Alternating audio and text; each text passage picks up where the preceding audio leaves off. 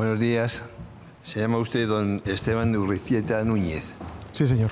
Como usted conoce, ha sido llamado a declarar como testigo de la acusación particular de la Fundación Foro y Alternativas por el Ministerio Fiscal y por la Defensa.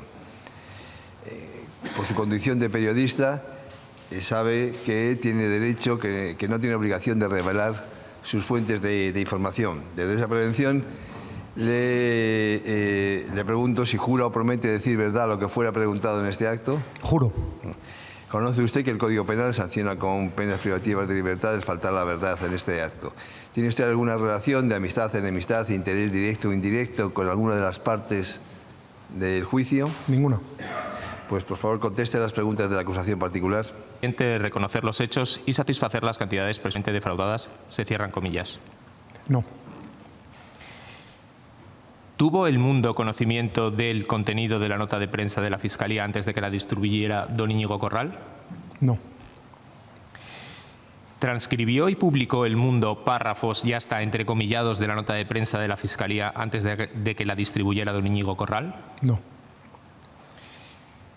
¿Tuvo usted conocimiento antes de que lo publicara el diario.es de la existencia del expediente de la Agencia Tributaria? No. ¿De la existencia de la denuncia de la Fiscalía? No. Sobre el contenido de su artículo. ¿Conocía y tuvo como fuente para su artículo el contenido de la información publicada hasta el momento por el diario.es? No. ¿Había leído la noticia del diario.es de 12 de marzo? ¿Había leído cuál era su contenido? Sí. ¿Podía utilizar lo señalado por esa noticia en relación a lo que pudiera ser el objeto de su noticia? Yo creo que es posible que en la información se haga alguna referencia a la información del diario.es, que fue el primer medio que publicó el expediente tributario y la denuncia contra el novio de Ayuso. ¿Pudo utilizar como fuente la propia denuncia? ¿Tenía la denuncia?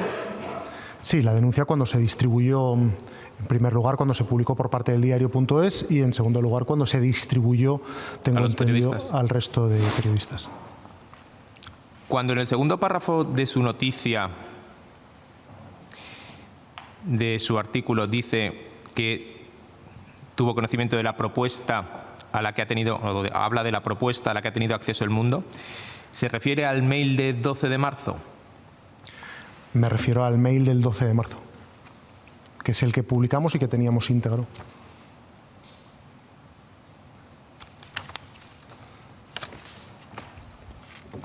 Cuando habla a continuación de 400.000 euros para regularizar la situación fiscal y zanjar el procedimiento en la vía administrativa, mediante una conformidad en la vía administrativa, ¿se refería a acontecimientos relacionados con la inspección tributaria previa a la intervención de la Fiscalía? Sí.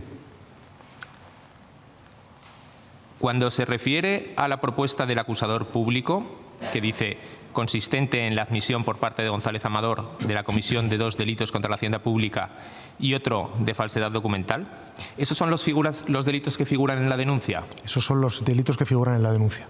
Y hago alusión a esa cuestión porque la información que nosotros teníamos es que la pareja de Isabel Díaz Ayuso quería aceptar un pacto de conformidad en términos ordinarios, protocolarios, como ocurre en tantos y tantos asuntos, ¿no?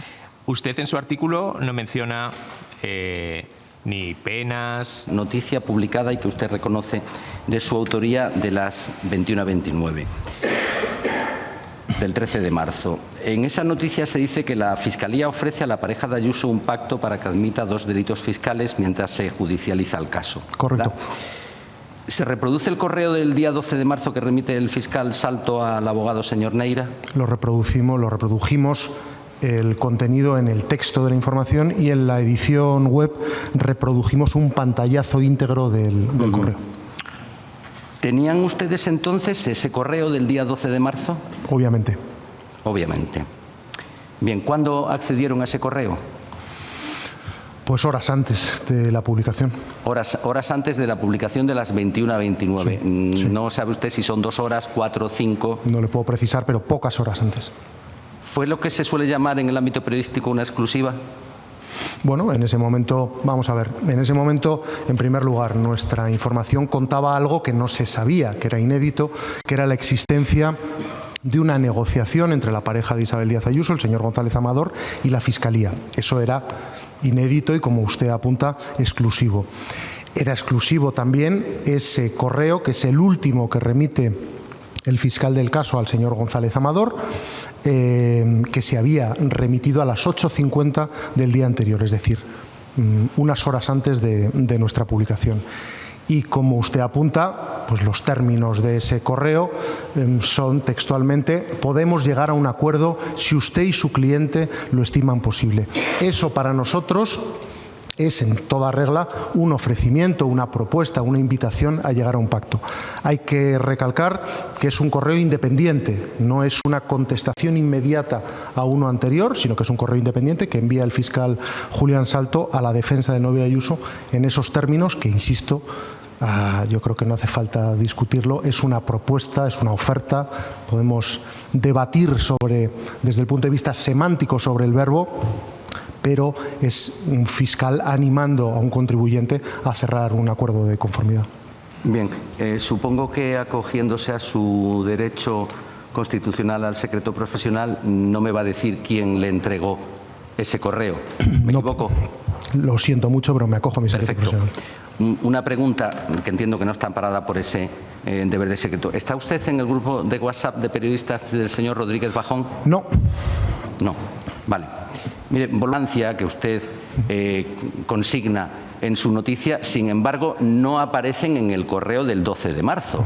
No aparecen. ¿Estamos de acuerdo? Estamos de acuerdo. No aparecen. Por lo tanto, sus fuentes le han debido proporcionar otros datos que no son los del 12 de marzo. Es correcto. ¿Esas fuentes fueron una o varias, o plurales? Ahí no puedo entrar. No. Me acojo a mi secreto profesional, no le puedo... No puede entrar. No le estoy pidiendo que se las identifique. No, estoy diciendo sí, si es una o perfecto. varias. Son varias. Son varias fuentes. A los dos países, porque han negado haber tenido testimonio. Que había conversaciones con la Fiscalía, lo demuestra la existencia de ese correo electrónico, donde el señor Salto le dice: podemos llegar a un acuerdo si usted y su cliente lo estiman posible, que el planteamiento de la defensa del señor González Amador, según supimos a través de nuestras fuentes, era cerrar desde la vía administrativa un acuerdo de conformidad en términos ordinarios y protocolarios. Cuando hacemos alusión a esos delitos, no son porque tuviéramos más información que la propia denuncia. Yo le preguntaba que se va a reconocer dos delitos contra la hacienda pública, un delito de falsedad a cambio de una multa, de una pena de prisión que no... Eso es una deducción que sacamos nosotros una vez que las fuentes nos dicen que la voluntad es admitir en términos ordinarios los delitos que se le atribuyen. Entonces, mire, cogiendo los delitos de la denuncia... Un momento, señor. Bien. No, digo que llegamos a esa conclusión de que iba a aceptar esos delitos porque estaban presentes en la denuncia, no porque tuviéramos acceso a otro correo electrónico. Yo no le he dicho que porque tuviesen acceso a otro correo, pero sí se lo trasladó oralmente su fuente, que en las negociaciones de conformidad la propuesta consistía en esa concreta propuesta que se menciona en su correo. De la propuesta del acusador público consiste en la admisión por parte del señor González Amador. Eso se lo proporcionó, aunque fuera oralmente su fuente, se lo proporcionó esos detalles concretos de las negociaciones de conformidad. No, lo que nos trasladaron nuestras fuentes es que existía la voluntad de llegar a un acuerdo de conformidad en términos normales, ordinarios, protocolarios, es decir, admitir los delitos que se le atribuían en la denuncia, pena de no cumplimiento y en la correspondiente multa con intereses y demás. Mire. Es decir, no se nos precisa por parte de la fuente los delitos concretos, damos por supuesto que son los de la denuncia. Mire, usted a esta pregunta me contestó en el minuto 20:45 de la declaración de instrucción. Eso es, sí, es un dato que no figura en el correo electrónico, pero es un dato que fuentes directas intervinientes en las negociaciones nos contaron que se había producido. Es decir, que las conversaciones iban en esos términos. Claro. Bien. Entonces, su fuente... En los términos de admitir los delitos que se le atribuyen. Es decir, le pongo como ejemplo, vamos a ver, es que en los procesos de conformidad siempre el planteamiento es el mismo. Digo que en el proceso de conformidad el planteamiento siempre es el mismo. Es más, en la causa existe un mensaje de la fiscal de delitos económicos que, al ver nuestra información, dice: la señora Virna Alonso, esa es la oferta, Mire, reconoce y paga. Tenía como objetivo ni dañar el prestigio de la Fiscalía ni nada por el estilo. Y me sorprende que se haya recibido esa interpretación por parte de la Fiscalía. ¿Qué hay? Un segundo. ¿Qué hay dañino para la Fiscalía en contar que el día anterior el fiscal del caso se había dirigido al empresario González Amador diciéndole: podemos llegar a un acuerdo si usted lo estima posible? ¿Dónde está el desdoro a la institución? Se lo contextualizo, sí, por favor, con la siguiente. Mira, usted participó a los 10 minutos de publicarse la noticia del Mundo, a las 21:29, en una tertulia. ¿Recuerda la tertulia? Yo creo que me llamaron en Es Radio, ¿no? ¿Puede ser? Sí, en la noche de Dieter. Correcto. ¿Recuerda si usted insistió en que le parecía particularmente llamativo que la Fiscalía ofreciese Es que es muy llamativo. Es que es muy llamativo que la Fiscalía se dirija a un contribuyente en esos términos. Yo no recuerdo, y le insisto que hemos publicado durante los últimos años muchísimos procesos de conformidad por delitos fiscales, y yo no recuerdo un mail donde no digo que haya ninguna irregularidad, no digo que haya ninguna irregularidad ni que sea nada punible ni nada por el estilo. Digo que desde el punto de vista periodístico es menos noticia que un contribuyente se dirija a la Fiscalía que la Fiscalía se dirija a un contribuyente en esos términos. Bien. Pero es un criterio periodístico. No interprete que es ni una crítica ni nada por el estilo a la Fiscalía. No. Es simplemente una descripción de hechos. En esa tertulia sugería usted que había algún motivo espurio. No, perdón. Yo no he sugerido, yo me remito a lo que publicamos en la información, porque a lo largo del proceso se ha intentado mezclar varias cuestiones, y usted lo conoce mejor que yo. El señor Miguel Ángel Rodríguez hizo una afirmación diciendo que el pacto se intentó parar por órdenes de arriba. Jamás el periódico El Mundo ha publicado esa información. Por eso le quiero preguntar, usted, para elaborar esta información de las 21:29, se pusieron en contacto con fuentes de la Fiscalía para contrastar esta... Me acojo a mi secreto profesional, pero lo que sí le puedo decir es que contactamos con todas las fuentes necesarias para acreditar que todos los elementos que componían la información están absolutamente contrastados. Y por eso esa afirmación no está incluida en la información, porque no la podíamos acreditar documentalmente. Con la directora de comunicación de Fiscalía General. No le puedo dar detalles de las gestiones que hicimos para acreditar la información. Forma parte del secreto profesional. Bien. Hicimos las comprobaciones oportunas para intentar determinar, en la medida de nuestras posibilidades, si esa afirmación era cierta o no. Como no pudimos acreditar la veracidad de esa información, nunca, jamás formó parte de la información. A pesar, insisto, y discúlpeme la reiteración, de que de manera continuada al diario El Mundo se le atribuye esa información como argumento para sostener que la información no es veraz. Ya han visto ustedes que todos los elementos que integran nuestra información son auténticos, veraces y están contrastados. Vamos a ver. Usted, al día siguiente, se produce, enriquecían la información inicial. La información inicial, entonces, indicaba... Vamos a ver. La nota de prensa de la Fiscalía aportaba una serie de comunicaciones de las que nosotros no teníamos conocimiento cuando elaboramos la información.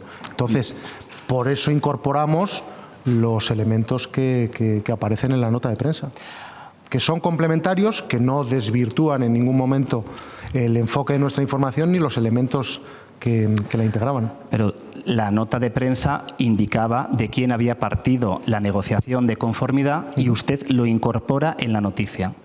Bueno, haciéndonos eco de la nota de prensa. Bien, y además incorpora el ladillo,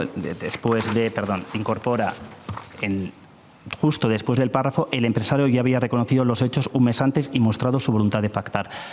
¿Por qué consideran necesario hacer esas matizaciones en su noticia original? Bueno, porque son complementarias para que el lector tenga cuantos más datos y elementos de juicio, mejor. Ahora, Ninguno de esos elementos desvirtuaba en ningún momento la información inicial, simplemente la enriquecía, la complementaba.